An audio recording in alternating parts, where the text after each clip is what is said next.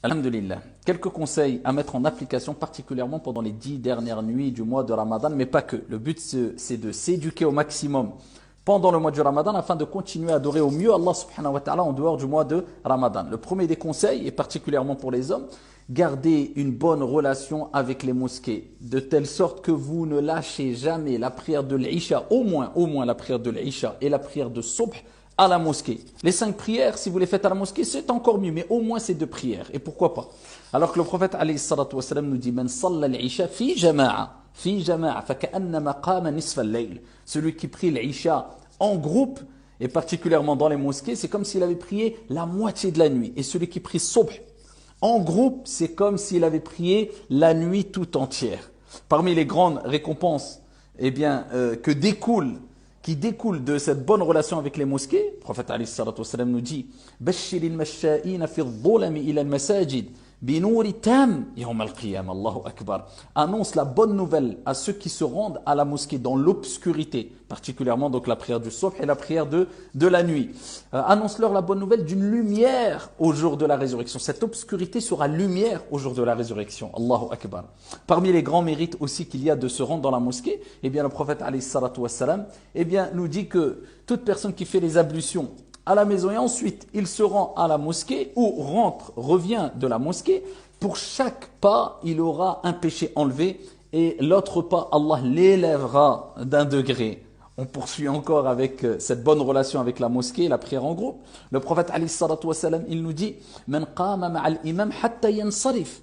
Et il parle de salat al-tarawih. Donc essayez de faire toutes les dernières nuits, pendant toutes ces dernières nuits, salat al-tarawih avec l'imam jusqu'à ce qu'il termine, c'est-à-dire jusqu'à ce qu'il prie le witr. Priez le witr avec l'imam. Si vous voulez prier des prières surérogatoires après le witr, il n'y a pas de mal de les faire, simplement, comme le prophète a dit, pas de 2 witr dans la même nuit. Vous ne refaites pas salat al-witr.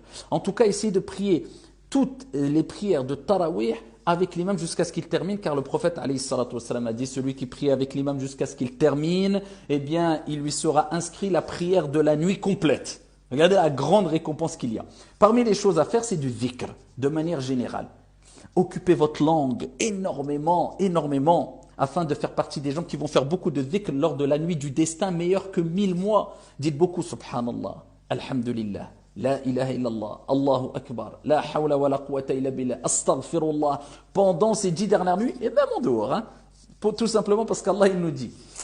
il nous rappelle que celles et ceux qui évoquent fréquemment Allah subhanahu wa ta'ala, ils auront une grande récompense et un grand pardon auprès d'Allah subhanahu wa ta'ala. وَالذَّاكِرِينَ اللَّهَ كَثِيرًا وَالذَّاكِرَاتِ أَعَدَّ اللَّهُ لَهُمْ مَغْفِرَةً وَأَجْرًا عَظِيمًا. Donc il faut avoir l'habitude d'évoquer fréquemment Allah subhanahu wa ta'ala, et particulièrement après chaque prière. 33 fois subhanallah, 33 fois alhamdulillah, 33 fois Allahu akbar. Ne lâchez jamais ce déclat après chaque prière, et bien sûr, soyez assidus quant à vos invocations et évocations du soir et du matin. Et là, j'insiste, quand on invoque Allah, quand on évoque Allah, on ne le fait pas avec un cœur inattentif. Il faut se concentrer en profitant au maximum de l'invocation et en espérant au maximum des fruits qui vont découler de la prononciation de ces évocations et de ces invocations, en étant concentré, en ayant un cœur concentré. Parmi les choses à faire aussi, c'est bien sûr essayer de faire un don tous les soirs, si minime soit-il. Une aumône, de l'argent, de la nourriture, partager le repas de l'iftar, afin que, Inch'Allah, cette récompense soit meilleure que si vous la faites, ou cette action soit meilleure que si vous la faites pendant 83 ans, Inch'Allah. Tous les soirs, essayez de faire cette chose-là, Inch'Allah. Parmi les choses à faire, c'est profiter de ces nuits-là pour vous repentir auprès d'Allah Azza wa Jal. At-tawba, regrettez tout ce que vous avez fait de grave, de mauvais, et la ferme résolution de ne plus le recommencer.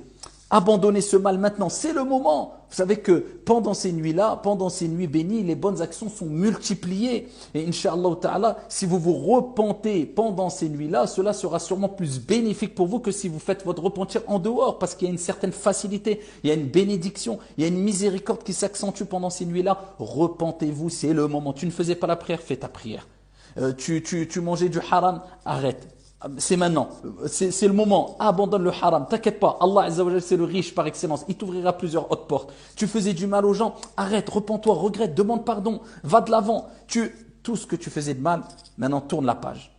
Commence avec une nouvelle page. C'est le moment, ici de le faire, Inch'Allah ta'ala. Et parmi les choses aussi à faire, c'est bien sûr de s'éloigner des futilités, particulièrement pendant ces nuits-là. C'est pas le moment de regarder des séries, à perdre son temps à faire n'importe quoi ou dire n'importe quoi. Non, non. Maintenant, c'est la ibada, c'est la lecture du Coran particulièrement. Je lis le Coran avec concentration. J'essaie d'apprendre quelque chose, d'enseigner quelque chose, de faire participer ma famille. Et je ne dis pas qu'il faut pas du tout dormir. Tu peux dormir, mais par contre, essaie de profiter du premier tiers de la nuit, particulièrement, et du dernier tiers de la nuit, particulièrement aussi. C'est ces deux moments où il faut profiter un maximum pendant ces journées-là et prendre un rythme afin de garder ne serait-ce que 50% des efforts en plus qu'on faisait pendant Ramadan, de garder ces 50% ici en plus en dehors du Ramadan, ça sera déjà très bien. En tout cas, qu'Allah Azza wa Jal accepte nos actions et nous permette de bénéficier un maximum de ces nuits-là, de ces dernières nuits du Ramadan, et de faire de nous des gens qui allons l'adorer comme il se doit, Inch'Allah ta'ala, selon nos capacités, pendant particulièrement Laylatul Qadr, la nuit du destin. Wallahu a'lam, wassalamu alaikum.